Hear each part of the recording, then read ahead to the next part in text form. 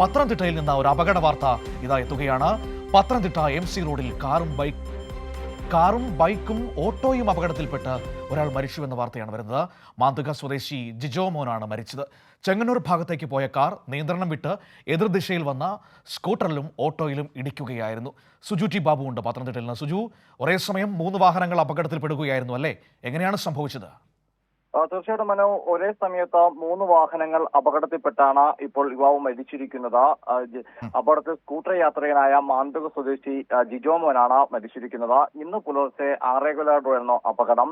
ഈ സംഭവിക്കുന്നത് എങ്ങനെയാണ്? കാറും ബൈക്കും ഓട്ടോയും തമ്മിൽ കൂട്ടിയിടിക്കുമായിരുന്നു. ചെങ്ങന്നൂർ ഭാഗത്തേക്ക് പോയ കാർ നിയന്ത്രണം വിട്ട് എതിർദിശയിൽ വന്ന സ്കൂട്ടറിലും ഓട്ടോയിലും ഇടിക്കുകയായിരുന്നു. ഇതിലാണ് സ്കൂട്ടർ യാത്രികൻ മരിച്ചിരിക്കുന്നത്. ഓട്ടോ ഡ്രൈവർക്കും പരിക്കേറ്റിട്ടുണ്ട്.